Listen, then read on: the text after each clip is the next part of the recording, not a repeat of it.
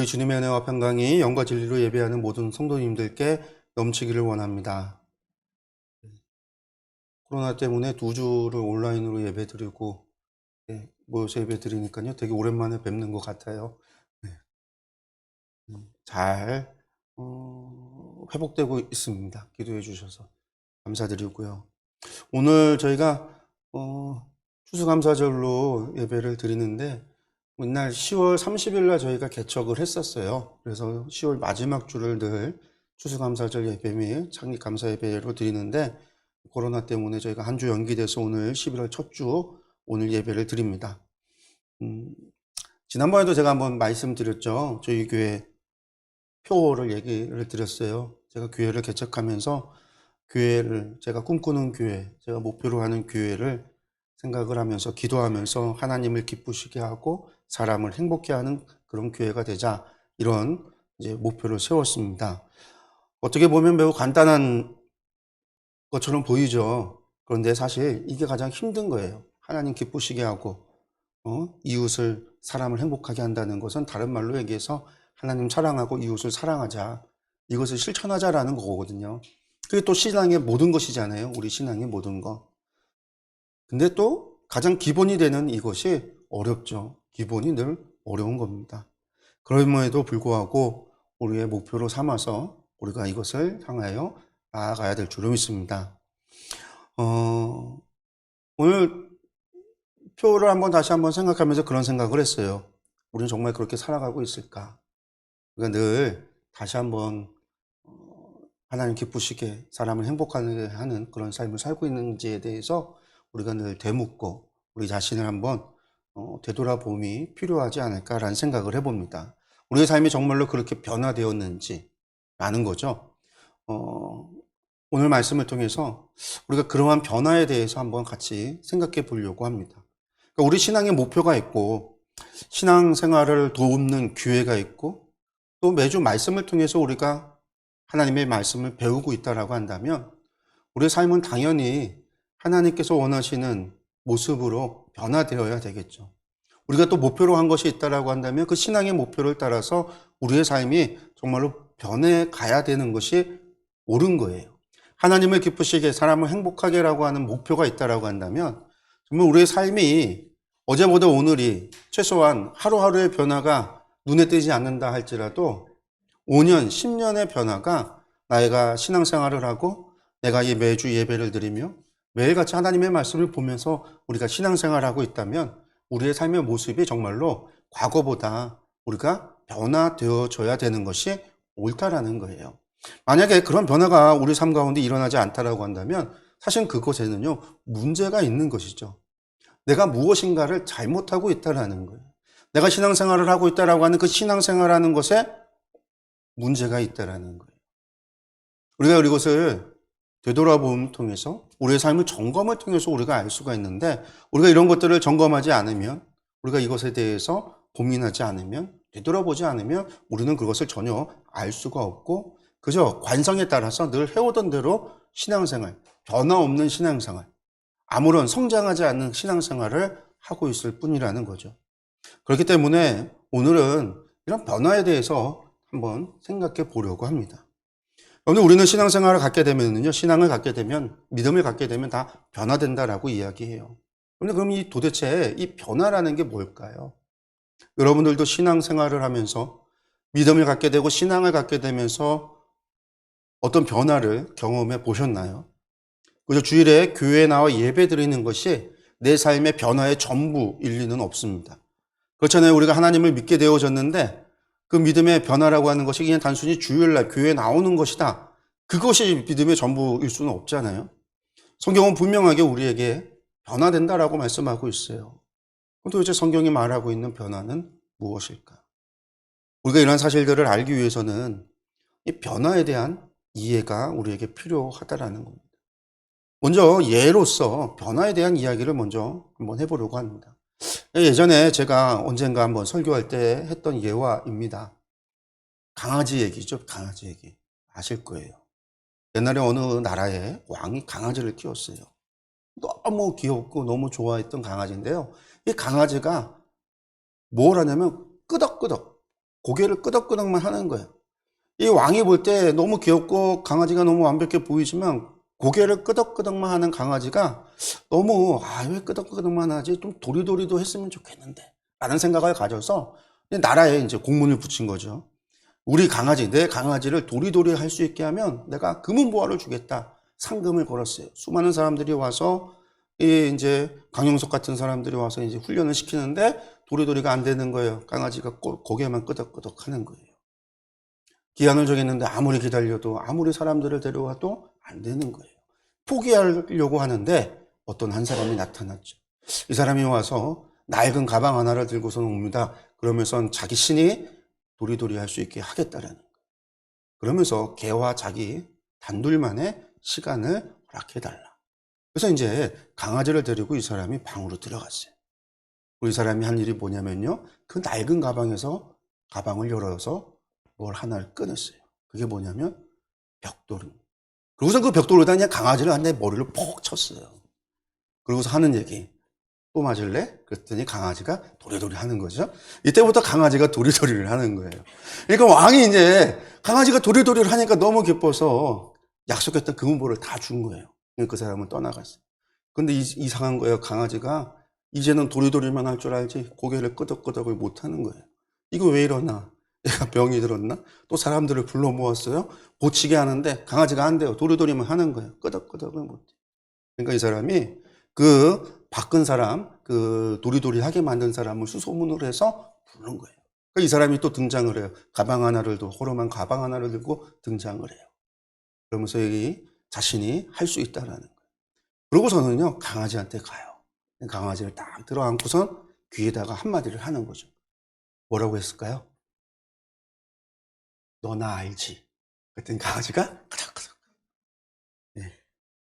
여러분들, 왕은요, 강아지가 도리도리를 하고 싶어 했으면 좋겠다. 그 사람이 한 건 뭐예요? 와서 이제 한 대를 때려서 도리도리를 할 수 있게 한 거고, 그 다음에 너 나 알지? 하니까 끄덕끄덕 하게 했다라는 거예요. 여러분들, 강아지가 끄덕끄덕 도리도리 하는 것을 가리켜서 변화되었다라고 말할 수 있어요. 이것도 변화예요, 변화. 행동이 변화된 거잖아요. 하지 못하던 걸 하게 됐으니까. 근데 이게 어떻게 해서 일어난 거죠? 근데 이건 한마디로 말해서 교육적 효과죠. 벽돌로 맞아가며 생긴 변화입니다. 우리 학생들도 예전에 요즘은 이제 선생님들이 학교에서 아이들을 이제 구타를 잘 안 하는데 그 징계를 안 하죠. 근데 저 학교 다닐 때는 수없이 맞았어요. 시험 봐서 매일 맞았어요. 그냥 하나 틀리면 한 문제 틀린 거대로 한 대씩 맞았으니까 뭐 시험만 보면은 늘 맞았죠.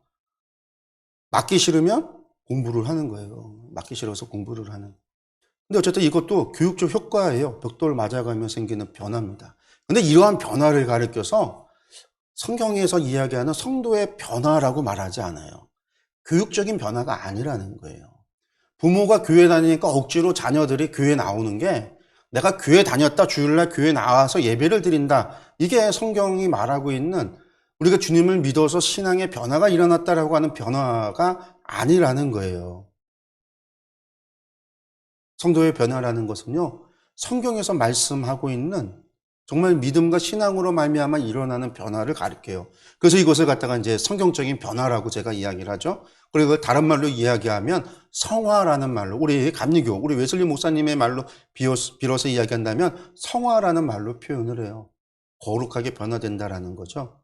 이러한 성화는요, 결코 강아지처럼 여러분들 교육에 의해서 일어나는 행동의 변화를 가리키는 게 아니라는 거예요. 교회에서 가리키는 것에 따라서 예배에 참석하고 기도를 하고 찬양을 부르는 이것을 가리키는 게 아니라는 거예요. 성도의 변화라고 하는 것은요, 성화된다라고 하는 것은 본질에 관한 이야기입니다.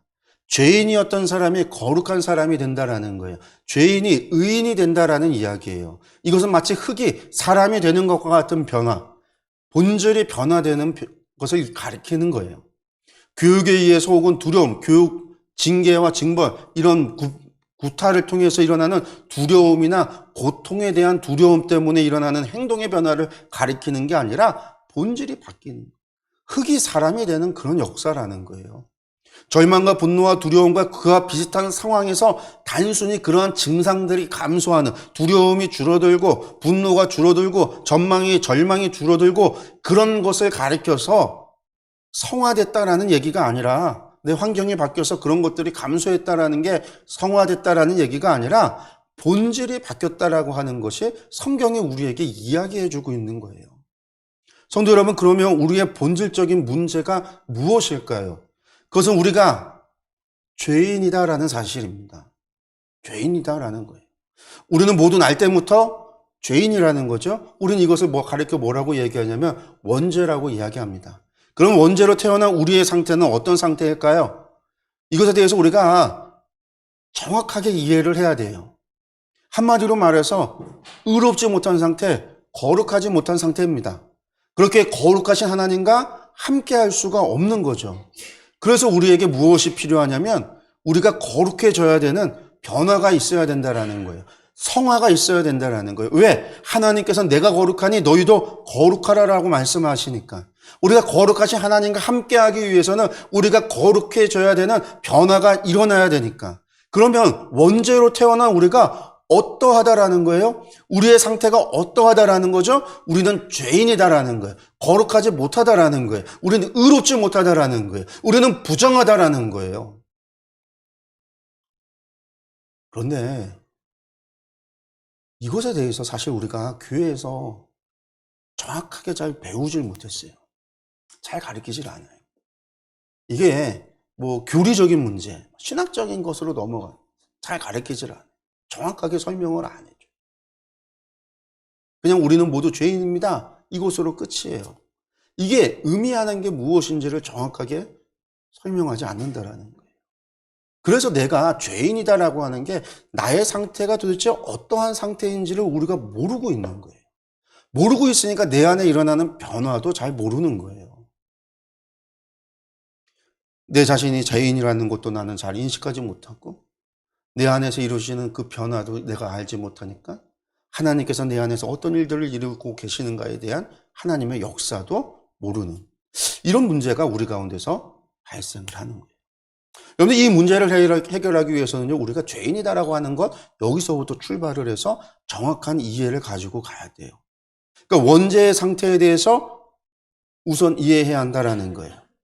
근데 이 원죄라고 하는 것, 죄인이라고 하는 게 오늘날 우리가 생각하는 죄라고 하는 유죄 판결을 받은 죄라고 하는 거하고 관념이 달라요.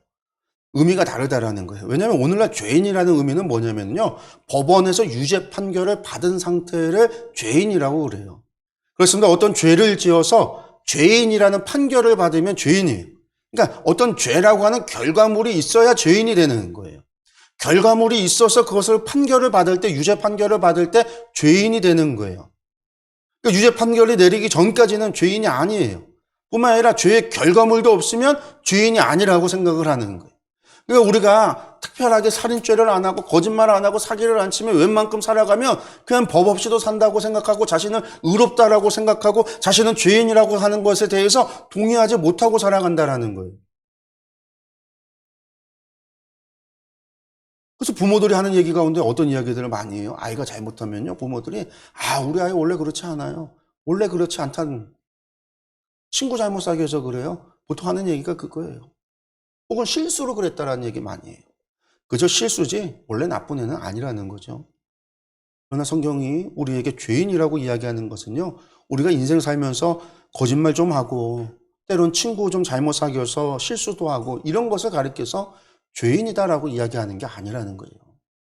성경이 우리를 향해서 죄인이라고 할 때 죄인이다라고 하는 의미는요, 우리를 향해서 너희는 죄의 나무다라고 하는 거와 같다라는 거예요. 제가 늘 하는 얘기잖아요. 죄나무다라는 거예요. 죄인이라는 얘기는 죄나무다라는 얘기예요. 죄나무라는 의미가 무엇이죠? 여러분들 과일나무를 생각하면 돼요. 사과나무에서는 뭐가 열리죠? 사과가 당연히 열리죠. 복숭아나무에서는 복숭아가 열리고요. 배나무에서는 배가 열려요. 여기 앞에 감도 있는데요. 감나무에서는 뭐가 열리는 게 정상이에요? 감이 열리는 게 정상이죠. 성경은 이것에 대해서 다음과 같이 말씀합니다. 오늘 우리가 읽었던 본문의 말씀이죠. 야고보서 3장 12절의 말씀입니다. 내 형제들아, 어찌 무화과 나무가 감람 열매를, 포도나무가 무화과를 맺겠느냐? 이와 같이 짠물이 단물을 내지 못하느니라. 아멘. 그렇습니다. 무화과 나무에서 감람 열매가 맺혀질 수 없습니다. 포도나무에서 무화과 열매도 맺을 수 없죠. 무화과 나무에서 무화과 열매가, 포도나무에선 포도가 열립니다. 즉 죄의 나무에서 열리는 과일은요, 죄의 열매라는 거예요. 죄나무에서 성령의 열매가 열릴 수 없습니다. 이것이 죄의 나무, 죄인이다라는 의미예요. 결과가 있어서 판결을 받아서 내가 어떤 결과를 내서 죄인이 되는 게 아니라 우리의 본질이 죄라는 거예요. 그 죄 덩어리라는 거예요. 죄 나무라는 거예요. 바꿔 말해서 죄나무에 어떤 환경을 제공하느냐에 따라서 죄나무의 열매가 결정되는 게 아니라는 거예요. 여러분들 좋은 햇빛을 비춰주고 좋은 환경을 주고 풍부한 물과 풍부한 거름을 주었다고 해서 죄의 나무에서 성령의 열매가 맺혀지는 게 아닙니다. 아무리 좋은 환경을 주어도요, 무화과 나무에선 무화과가 열리는 거예요. 포도나무에선 포도가 열릴 뿐이에요. 좋은 환경이 더 풍성한 열매를 맺듯이 죄의 나무에게 있어서 어떤 환경은요, 더 풍성한 죄의 열매를 맺을 뿐이라는 거예요. 그렇습니다. 죄인이란 우리의 본질에 대한 문제입니다. 우리의 본질이 죄인이라는 거예요. 근데 이 본질에 대한 것을 이해하기 위해서 예를 하나 더 들게요. 성도 여러분, 녹차를요, 컵에 넣고 뜨거운 물을 부으면 어떤 차가 될까요? 당연히 녹차가 나오겠죠. 그렇다고 한다면요, 녹차에다가 찬물을 넣으면요, 홍차가 될까요? 아니에요. 찬물을 넣어도요, 녹차가 나와요. 왜요? 뜨거운 물을 넣든 찬물을 넣든지 차를 결정하는 것은요, 컵에 들어있는 차가 결정하니까요. 녹차가 결정하는 거니까. 본질이 결정하는 거예요. 여러분들 컵 안에 커피가 들어있다라고 한다면요, 커피가 될 것이고요. 컵 안에 홍차가 들어있으면 홍차가 되는 거예요. 거기에 뜨거운 물을 붓든 찬물을 붓든 미지근한 물을 넣든 정수기 물을 붓든 생수를 부어 붓든 상관이 없어요. 물이 결정하는 게 아니라 본질이 결정하는 거예요. 본질이 중요한 거예요. 환경이 결정하는 게 아니에요. 우리 주위의 고통스러운 환경이, 내가 싫어하는 환경이, 시험이나 환난과 같은 우리의 상황이 우리를 결정하는 게 아니라는 거예요. 상황이 나빠서 친구를 잘못 사귀어서가 아니라 우리가 본질상 죄의 나무, 우리가 죄인이다라는 거예요. 우리의 본질이 우리의 삶을 결정하고 우리의 본질이 우리의 열매를 결정한다라는 거예요. 좀 더 말씀을 볼까요? 우리 마가복음 7장 21절에서 23절의 말씀을 보겠습니다. 속에서 곧 사람의 마음에서 나오는 것은 악한 생각, 곧 음란과 도둑질과 살인과 간음과 탐욕과 악독과 속임과 음탕과 질투와 비방과 교만과 우매함이니 이 모든 악한 것이 다 속에서 나와서 사람을 더럽게 하느니라. 아멘. 오늘 성경이 무엇이라고 말씀하고 있습니까? 예수님께서 무엇을 가르치고 있죠?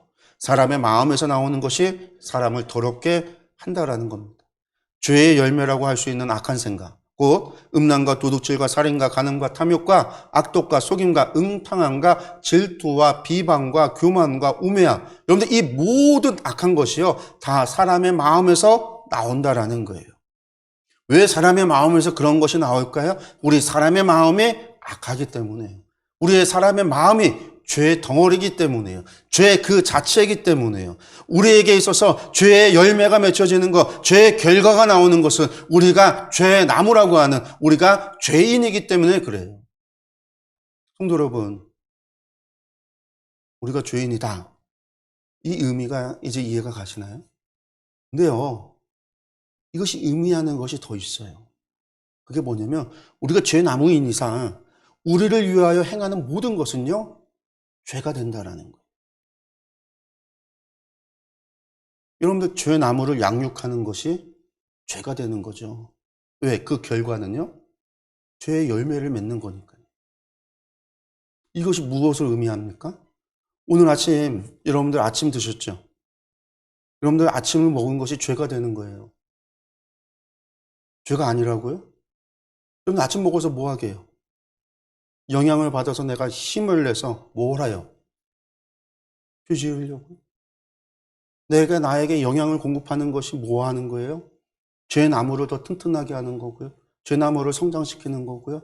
죄 나무를 통해서 더 많은 풍성한 죄의 열매를 맺게 하는 행위가 되잖아요. 죄라는 거예요. 물을 마시는 것이 죄입니다. 예, 물을 마시는 게 죄예요.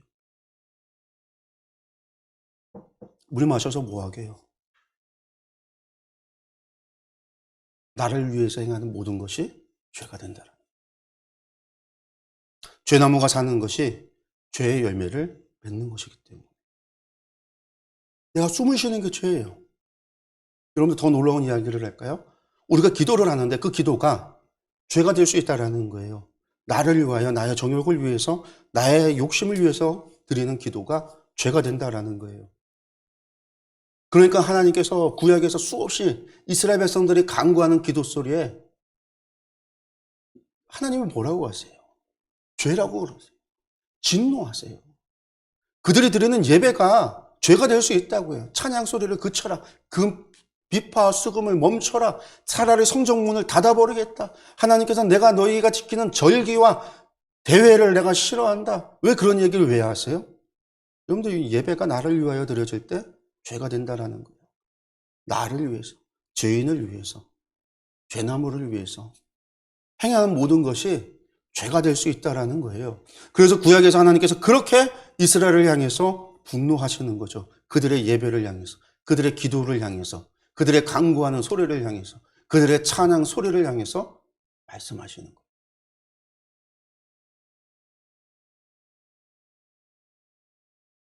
우리가 죄인인 상태에서 행하는 모든 것은요, 죄일 뿐이에요. 죄의 나무에게 어떤 양분을 주고 어떤 빛을 비추며 어떤 물을 주고 어떤 음악을 들려주냐, 이것이 중요하지 않습니다. 본질이 중요하다라는 거예요. 내가 죄인인가 아닌가, 내가 죄나무인가 아닌가, 여러분들 이것이 중요합니다. 죄인인 상태로 우리가 고행을 하고 금식을 하고 면벽을 하고 수련을 한다고 해서 우리의 본질이 바뀔 수 있는 것이 아닙니다. 우리가 죄나무인 상태로 그 어떤 노력으로도 죄나무 그 자체를 바꿀 수는 없어요. 그래서 예수님께서는요, 물과 성령으로 나지 아니하면 하나님 나라에 들어갈 수 없다라고 말씀하신 겁니다. 그렇습니다. 우리가 죄의 나무에서 성령의 나무로, 죄인에서 거룩한 사람으로 거듭나지 않으면 안 된다라는 거예요. 우리의 본질이 바뀌지 않으면 안 된다라는 이야기예요. 육으로 난 것은 육으로, 영으로 난 것은 영으로라는 것이에요. 우리의 본질이 바뀌지 않으면 안 된다라는 거예요. 그러면 어떻게 해야 영의 사람, 성령의 사람, 거룩한 자녀가 될 수 있습니까? 너무나 간단한 거죠. 우리가 다 아는 이야기예요. 예수님을 믿으면 됩니다. 그래서 그를 믿는 자마다 영생을 얻게 하려 하신다라고 말씀하고 있죠. 우리가 예수 그리스도를 믿을 때에 그 믿음을 보시고 하나님께서 우리를 바꾸어 주신다라는 거예요. 죄인이었던 우리를 바꿔주신다라는 거예요. 우리의 본질을 바꾸신다라는 거예요. 하나님께서 우리를 그렇게 변화시켜 주신다라는 거예요. 하나님께서 우리의 죄를 사하여 주시고 그냥 죄만 사해 주고 죄 없다라고만 해 주시는 것이 아니라 나아가 우리를 갖다가 변화시켜 주시는 거예요. 바울 사도는요, 이에 대해서 다음과 같이 말씀합니다. 그러므로 한 사람으로 말미암아 죄가 세상에 들어오고 죄로 말미암아 사망이 들어왔나니 이와 같이 모든 사람이 죄를 지었으므로 사망이 모든 사람에게 이르렀다. 맞아요. 원죄에 대한 이야기죠. 아담의 죄로 말미암아 우리 모두가 죄인이 됐다라는 거예요. 아담의 죄로 말미암아 우리는 죄의 나무가 됐다라는 얘기예요. 그러나 한 사람이 순종하지 아니함으로 많은 사람이 죄인 된 것 같이 한 사람이 순종하심으로 많은 사람이 의인이 되리라. 예수님의 십자가의 죽으심으로 말미암아 십자가의 순종함으로 말미암아 우리가 죄인에서 의인이, 거룩한 하나님의 백성이, 하나님의 자녀가 되는 본질이 변화될 수 있는 은혜가, 우리에게 기회가 주어졌다라는 거죠. 그래서 예수 그리스도의 십자가의 죽으심으로 말미암아 우리가 죄 사함을 받았다라고 이야기합니다. 이는 죄가 사망 안에서 왕노릇한 것 같이 은혜로 또한 의로 말미암아 왕노릇하여 우리 주 예수 그리스도로 말미암아 영생에 이르게 하려 합니다. 아는 거예요.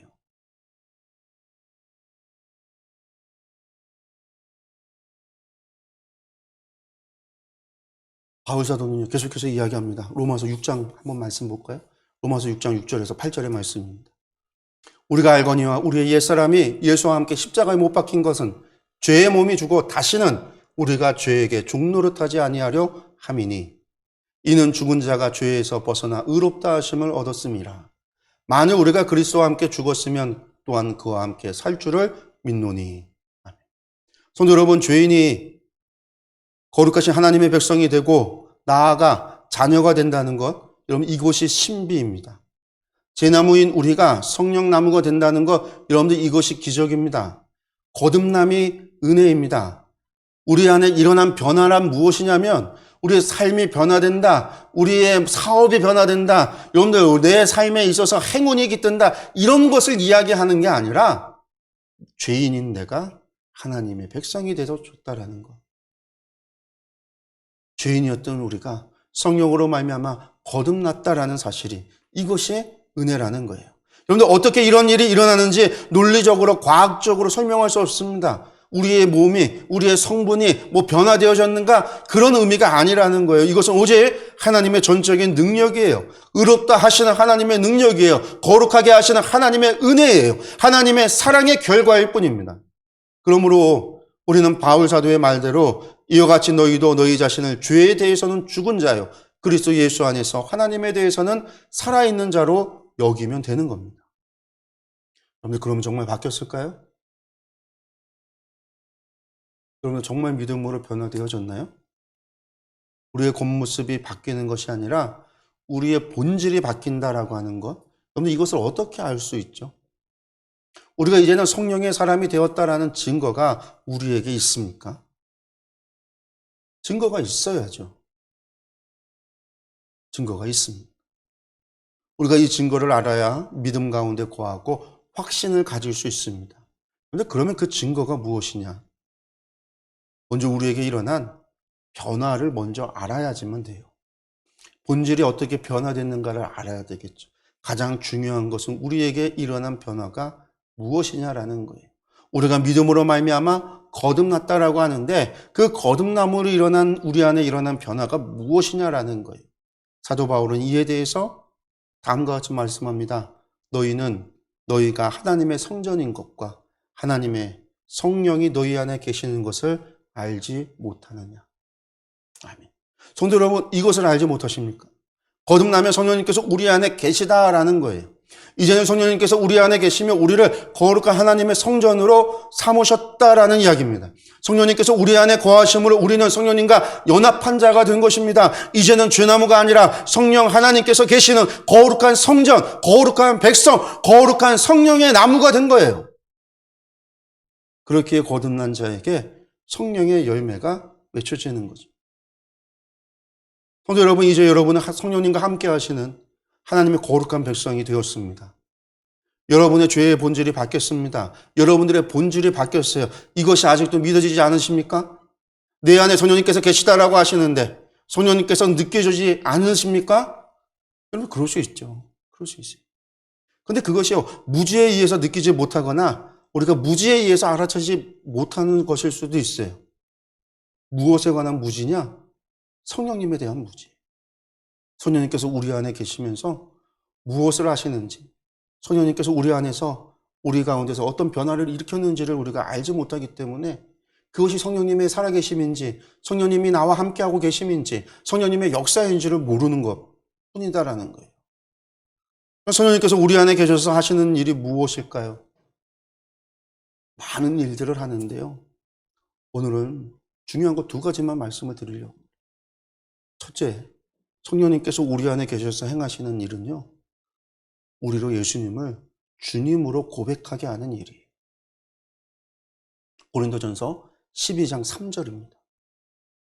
그러므로 내가 너희에게 알리노니 하나님의 영으로 말하는 자는 누구든지 예수를 저주할 자라 하지 아니하고 또 성령으로 아니하고는 누구든지 예수를 주시라 할 수 없느니라. 바울 사도가 무엇이라 이야기하고 있습니까? 성령으로 아니하고는 누구든지 예수를 주시라 할 수 없다라는 겁니다. 그렇습니다. 예수님을 우리의 주인으로 고백하는 것이 성령님께서 우리 안에 계시기에 가능한 일입니다. 성도 여러분, 지금 당장 밖에 나가서 세상 사람들을 붙잡고 물어보시세요. 예수님께서 당신의 주인이십니까? 당신의 주인입니까? 나의 주인입니다라고 해보세요. 고백해보세요. 인정해보세요. 여러분도 아마 그렇게 이야기해본다고 하면은요, 다 미쳤다라고 이야기할 거예요. 왜 그러냐? 그들 안에는 성령님께서 계시지 않기 때문에. 그런데 반면에 우리 안에는 성령님께서 계시기 때문에 우리가 예수님을 주님으로 고백하는 거예요. 물론 이것이 교육에 의해서 되어질 수 있어요. 믿음 없이도. 아까 강아지가 벽돌에 맞는 것 때문에 행동이 변화되듯이 우리가 단순히 고백이라는 행동의 차원에서 우리가 교육받아서 할 수 있어요. 그러나 내 삶에 주님으로 모신다라는 것, 어떤 중요한 문제 앞에서 내 주장이 아니라 예수님의 말씀에 순종하며 나아가는 것, 여러분들 그것은요 오직 주님을 주님으로 고백하고 주인으로 인정하고 내가 주인으로 믿을 때만이 가능한 일이에요. 그리고 그것이 가능한 이유는 바로 성령님께서 우리 안에 계시기 때문에, 성령이 아니고서는 주라 할 수 없기 때문이라는 겁니다. 여러분들 진실로 예수님을 주님으로 고백하고 있다라고 한다면 여러분들 안에 성령님께서 이미 계신 거예요. 여러분들을 변화시켜서 예수님을 구주로서 고백하게 만드신 거예요. 주는 그리스도시요 살아계신 하나님의 아들입니다라고 베드로가 고백했을 때에도 예수님께서 무엇이라고 말씀했습니까? 바요나 시몬아 내가 복이 있도다. 그런데 이것이 네가 한 게 아니라 하나님께서 너로 하여금 하게 하셨다라는 거예요. 여러분들 고백하게 하는 것이요 성령님께서 하게 하시는 거예요. 그리고 우리가 그렇게 고백할 수 있다라고 한다면 우리 안에 성령님께서 이미 계신 거예요. 성령님께서 우리로 하여금 예수님을 주님으로 여기도록, 주님으로 고백하도록, 주님으로 섬기도록 바꾸셨다라는 거예요. 여러분들 이것이 증거입니다. 둘째, 성령님께서 우리 안에서 행하시는 일은요 바로 뭐냐면 죄를 책망하는 일입니다. 에베소서 4장 30절에서 32절의 말씀을 보겠습니다. 하나님의 성령을 근심하게 하지 말라. 그 안에서 너희가 구원의 날까지 인치심을 받았느니라. 너희는 모든 악독과 노함과 분냄과 떠드는 것과 비방하는 것을 모든 악의와 함께 버리고 서로 친절하게 하며 불쌍히 여기며 서로 용서하기를 하나님이 그리스도 안에서 너희를 용서하심과 같이 하라. 아멘. 사도 바울은요 30절에서 성도들에게 성령님을 근심하지 말게 하라라고 말씀하고 있습니다. 성령 하나님께서 도대체 무엇으로 말미암아 근심하고 계시다라는 걸까요? 그 성령 하나님께서 어디 계세요? 우리 안에 계시다라는 거예요. 우리 안에 계시는 성령님께서 근심하신다라는 거예요. 무엇으로 말미암아 근심한다라는 거죠? 우리 안에서 뭐가 나오기 때문에요? 31절 악독과 노함과 분냄과 떠드는 것과 비방하는 것과 모든 악이, 그런데 이것들이 나온다라는 거예요. 이것들이 무엇입니까? 바로 죄입니다. 우리 마음에서 나오는 죄, 우리의 정욕에서 나오는 죄, 우리 죄인인 옛사람에게서 나오는 허물들이, 이러한 것들이 나오기 때문에 성령님께서 근심하신다라는 거예요. 우리는요 이 사도 바울의 말씀을 유의해야 합니다. 이미 앞서 말씀드렸잖아요. 우리는 옛사람을 벗어버리고 이미 새 사람으로 거듭났어요. 우리는 모두 성령님으로 말미암아 거듭났는데 왜 우리 안에 이러한 죄의 속성이 여전히 있는가라는 거예요. 성령님께서 내 안에 계심에도 불구하고 왜 이러한 것들이 나에게서 나오는 것일까? 우리가 죄나무가 아니라 성령의 나무로 변화되어졌다면 이런 것들은 결코 나와서는 안 되는데 왜 이런 것들이 나오냐라는 거예요. 그것은요 우리의 자아가 여전히 살아있기 때문입니다. 우리가 여전히 썩어질 육신의 몸을 입고 있기 때문이에요. 그렇게 성령님께서 우리 안에 계심에도 우리는 육신의 유혹과 시험 가운데 놓여져 있습니다. 그러니까 우리가 완전히 성령의 사람으로, 성령의 나무로 성화의 완전을 이루는 것은 우리가 결국 우리 육신의 몸을 벗어버리고 하나님 나라에 들어갔을 때 완성되는 것이겠죠. 그러나 여전히 우리가 살아가는 가운데는요 성령님이 우리 가운데 계시는데도 불구하고 예수님을 구주로서 우리가 믿는다라고 하면서도 어느 순간 우리의 자아가 스스로 주인이 되려고 하는 시험과 유혹 가운데 놓여 있고, 우리의 육신의 몸을 입고 있는 우리는 육신의 시험과 유혹 가운데 놓여서 늘 다투고 싸우는 거죠. 누가 우리 삶의 주도권을 잡으려고 하는 거예요. 그게 우리 안에서 일어나고 있는 영적인 전쟁이에요. 그래서 사도 바울은 스스로를 뭐라고 얘기해요? 내가 죄인 중에 괴수다라고 탄식할 수밖에 없는 거죠. 나는 오직 공고한 자로다. 여러분들 사도 바울이 도대체 무슨 죄를 그렇게 많이 져서 공고하다라고 그러고 죄인 중에 괴수라고 우두머리라고 얘기하는 거겠어요? 그가 죄의 결과가 많아서가 아니라 거짓말을 많이 하고 살인을 하고 사기를 치고 막 그래서 그런 게 아니라 자신이 죄인이다라고 하는 그 절망이 있기 때문에 하는 이야기예요. 그래서 사도 바울은 무엇을 얘기하냐면 나는 날마다 죽노라. 나의 자아를, 나의 육신을 죽은 자로 여기고 성령으로 말미암아 그리스도와 연합하여 다시 그 부활을 경험하며 그리스도로 말미암아 살아가는, 성령님으로 말미암아 살아간다라고 고백할 수 있는 거죠. 성도 여러분, 이것을 이렇게 이야기했으면 좋겠어요.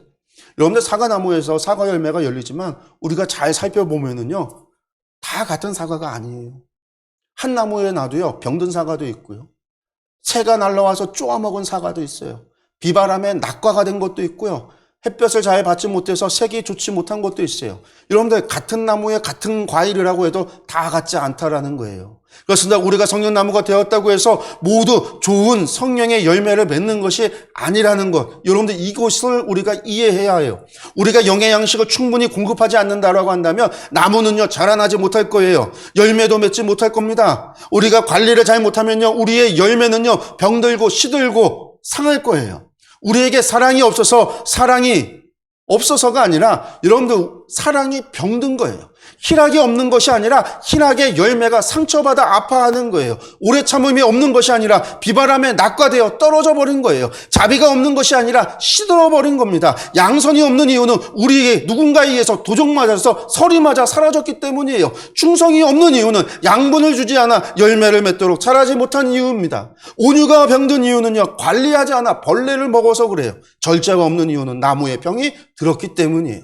여러분, 제가 말하는 이것들이 성령의 열매인데 그것들이 우리 가운데서 당연히 나오는 게 아니라 우리가 관리하지 못하면, 우리가 그것을 방치하면, 우리가 양분을 주지 않으면 우리 안에서 성령의 열매는 나올 수 없다라는 거예요. 병들 수밖에 없다라는 거예요. 시들을 수밖에 없다라는 거예요. 그렇습니다. 성도 여러분, 우리가 인생을 사는 동안 우리는 끊임없이 죄를 지을 가능성을 안고 있습니다. 우리가 육신의 몸을 입고 있는 이상 우리는 언제나 병에 들 수 있어요. 외부의 고난, 풍파에 부러지고 상할 수 있습니다. 그것이 우리에게서 병든 열매가 나오는 이유예요. 우리가 성령의 나무가 되어졌음에도 성령의 열매를 풍성히 결실맺지 못하는 이유, 병든 과일을 맺는 이유가 여기에 있어요. 그래서 성령님께서 우리 안에서 근심하세요. 이러한 근심의 메시지가 무엇인지를 우리가 깨달아야 돼요. 농부가 과일나무를 잘 가꾸어야 하듯이 우리가 깨끗이 나무를 가꾸어야 한다라는 거예요. 우리의 몸을 가꾸어야 된다라는 거예요. 우리에게 충분한 양분을 주어야 한다라는 이야기입니다. 그럼 여러분들, 양분은 무엇이겠어요? 바로 하나님의 말씀이죠. 영의 양분. 사람이 떡으로만 사는 것이 아니라 하나님께서 오는 말씀으로 살아간다. 영의 양식, 하나님의 말씀이에요. 우리는 또 기도를 호흡이라고 하죠. 여러분들, 식물도 호흡이 있어야 돼요. 영의 호흡이라고 이야기합니다. 예배는 무엇입니까? 하나님의 영광 가운데 나아가는 것이 예배죠. 하나님의 은혜의 빛 가운데 나아가는 것이죠. 그렇게 빛이 있어야 식물은 광합성을 하듯이 우리도 하나님의 빛 가운데 나아가야 돼요. 우리는 말씀과 기도와 예배를 통해서 영의 양식을 공급받아야만 합니다. 영의 양분을 공급받아야 합니다. 나무에게도 좋은 음악을 들려주면 더 좋은 과일을 맺듯이 우리에게 좋은 것을 보여주고 우리에게 좋은 것을 들려주고 우리에게 좋은 것을 주어야 합니다. 부정한 것, 악한 것, 더러운 것은 치워버려야 합니다. 그렇게 할 때에 좋은 과일, 좋은 열매를 맺을 수 있는 거예요. 성령님의 근심은 바로 그것입니다. 우리에게 양분이 부족하고 우리에게 부정한 것이 가까이 하고 있고 우리에게 악한 것이 침투하려 할 때 성령님은 근심하세요. 성도 여러분, 여러분에게 기도해야겠다라는 생각이 든다면 그것은 바로 성령님께서 여러분들에게 주시는 마음입니다. 예배에 빠졌더니 마음이 불편한 이유는 성령님께서 우리 가운데서 근심하고 계시기 때문이에요. 말씀을 듣고 싶다라는 생각이 드는 것, 이 또한 성령님께서 우리 안에 계시기 때문에 드는 생각입니다. 사단이 우리에게 내가 보니 넌 참 기도 안 한다. 내가 보니 참 너는 예배를 엉터리로 드린다. 좀 잘 드려봐. 사단이 그런 생각을 주는 게 아니에요. 인간의 죄성이요? 아니라고요. 죄인은 성령님이 우리 가운데 계시기에 성령님이 우리에게 주시는 마음이고 생각이에요. 성도 여러분, 사단이 우리에게 그런 마음 절대 주지 않습니다. 야, 너 왜 이렇게 기도 생활하지 않니? 사단이 내가 봐도 넌 예배 너무 엉터리로 드린다. 말씀 좀 봐야 하지 않겠니? 여러분들 이런 생각을 세단이 주는 것, 귀신이 주는 것이 아니라는 겁니다. 내가 스스로 생각하는 것도 아니라고 했습니다.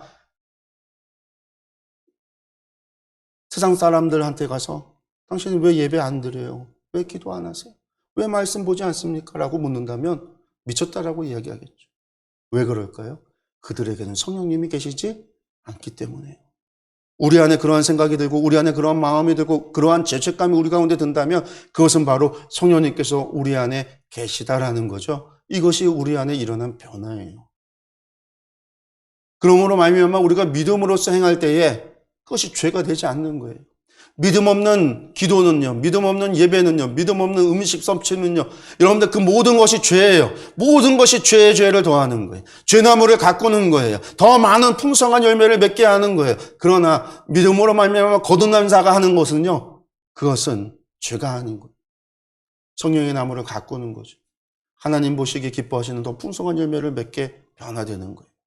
우리가 하나님을 기쁘시게 사람을 행복하게 하라는 신앙의 목표를 갖는다고 한다면요, 우리가 풍성한 결실을 맺어서 하나님을 기쁘시게 그 풍성한 열매를 통해서 사람을 행복하게 하는 것은요, 우리가 우리의 나무를 잘 가꾸어 나아갈 때 성령님께서 내 안에 계신 그 성령님의 음성에 귀를 기울이고 성령님께서 우리에게 주시는 마음과 그 생각에 순종하며 우리 삶 속에서 그 성령의 열매를 풍성히 맺을 수 있도록 우리가 가꾸고 노력하고 애써야 된다는 거예요. 그럴 때 우리의 삶에 있어서 풍성한 결실을 맺을 수가 있는 거죠. 사랑하는 성도 여러분, 가슴에 손을 얹고 한번 따라해 볼까요, 여러분들? 한번 따라해 보세요. 성령님, 성령님, 제 안에 계셨군요. 성령님, 저와 함께 하셨군요. 그래서 여러분들, 성령님께서 여러분과 함께 하고 계십니다. 근데 이 사실이 여러분들에게 위로가 되고요. 여러분들에게 믿음의 증거가 되고요. 이것이 여러분들의 능력이 되기를 소망합니다. 2022년 이제 11월이 시작이 됐어요. 벌써 첫 주가 됐죠. 얼마 남지 않은 세월. 그리고 또 이제 우리가 하나님 앞에서 살아갈 날들, 그 모든 날들이 성령님께서 우리와 함께하고 나와 함께하고 동행하고 계시다라는 사실을 믿고 나아가시기 바라겠습니다. 그리고 내 안에서 이루어지는 그 놀라운 변화가, 하나님께서 주시는 그 놀라운 역사가 풍성한 열매로서 결실로서 하나님께 영광이 되고 기쁨이 되기를 간절히 소원합니다. 기도하겠습니다.